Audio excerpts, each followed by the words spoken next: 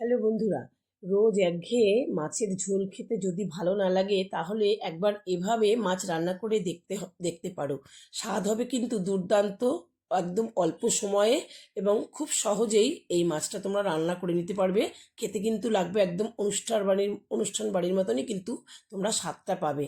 তাহলে চলো আমরা দেখে নিই এই মাছটা আমি কিভাবে রান্না করলাম। মাছটা কিন্তু একদম টাটকা রুই মাছ আমি নিয়েছিলাম।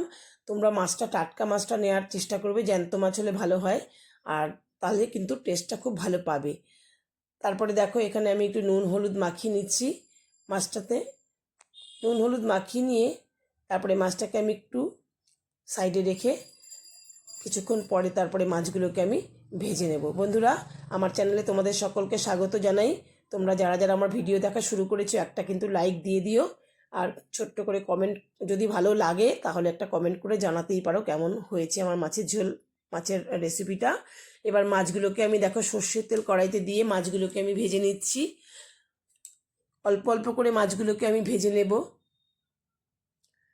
এবার এই মাছগুলোকে একটু লাল লাল করেই আমি ভাজবো। কিছুটা মাছ আমার ভাজা হয়ে গেছে, এই তেলে আমি বাকি মাছগুলো ভেজে নেব।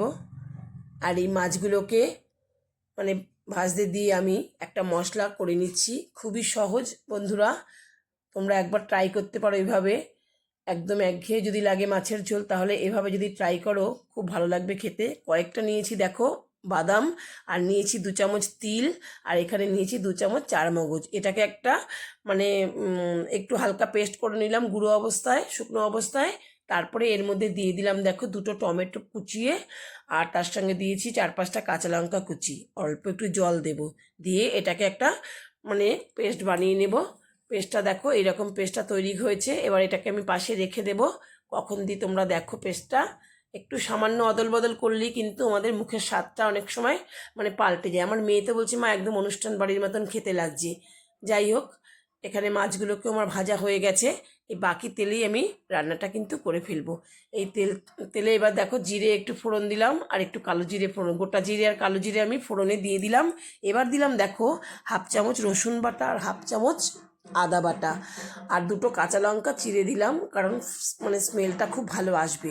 এবার আদা রসুন বাটার যখন কাঁচা গন্ধটা চলে যাবে, খুব সুন্দর একটা গন্ধ বেরোবে, সেই সময় আমি এখানে কিছু গুঁড়ো মশলা নিয়েছি, যেরকম ধনে জিরে আর নুন হলুদ আর কাশ্মীরি লঙ্কার গুঁড়ো। এটাকে আমি এই তেলের মধ্যে দিয়ে দেব, দিয়ে খুব ভালো করে নেড়ে নেব, নাড়াচাড়া করে নেব। সঙ্গে একটু জল দিয়ে দেব, নইলে মশলাটা তো পুড়ে যেতে পারে, তাই অল্প করে একটু জল দিয়ে নেব। জল দিয়ে মশলাটা একটু কষিয়ে নেব, যতক্ষণ না তেল ছাড়ছে ততক্ষণ পর্যন্ত একটু কষিয়ে নেব। কষানোটা আমার হয়ে গেলে বন্ধুরা, আমি যেই মশলাটা বেটে রেখেছিলাম বাদাম আর তিল আর চারমগজের, সেই পেস্টটাকে এখানে আস্তে আস্তে করে দিয়ে দেব। এই পেস্টটা দেওয়ার জন্য বন্ধুরা মাছের ঝোলের টেস্টটা কিন্তু একদম পাল্টে যাবে, অথচ খুব সহজভাবে খুব তাড়াতাড়িও কিন্তু এই রান্নাটা হয়ে যায়। তোমরা চাইলে এখানে আলু দিতে পারো, আমি আলুটা ব্যবহার করিনি। যদি আলু দাও তাহলে ওই তেলের মধ্যেই তোমরা আলুটা কেটে রাখলে আগে আলুটা ভেজে তুলে রাখতে হবে। এবার দেখো মিক্সিটা ধুয়েও জলটা দিয়ে দিলাম, দিয়ে তারপরে একদম তেল ছাড়তে শুরু করেছে, সেই অবস্থায় কিন্তু আমি জল দিয়ে দেবো। এখানে জলটা পরিমাণ বুঝে দিতে হবে, কারণ এখানে কিন্তু বাদাম রয়েছে, চারমগজ রয়েছে বা তিল রয়েছে, এইগুলোর জন্য কিন্তু ঝোলটা কিন্তু শুকিয়ে যাবে, সেটা বুঝে ঝোলটা দেবে। অনেক ঝোল দিতে হবে না, যাতে মানে ঝোলটা মানে একটু ঠান্ডা হওয়ার পরে গায়ে গায়ে থাকে সেরকম অবস্থায় দেবে। এবার দেখো মাছগুলোকে আমি আগেও আমি মাছ কটা দিয়েছি, আর এই মাছ কটা দিয়ে দিলাম। মাছ কটা দিয়ে মাছগুলোকে দিয়ে আমি নেড়ে চেড়ে নেবো একটুখানি, মিনিট 5 মতন, তার বেশি নয়, কারণ তাহলে কিন্তু ঝোলটা একদম শুকিয়ে যাবে। আর ঠান্ডা হলে কিন্তু একদম গায়ে গায়ে হয়ে যাবে, সেটা বুঝে তোমরা করবে।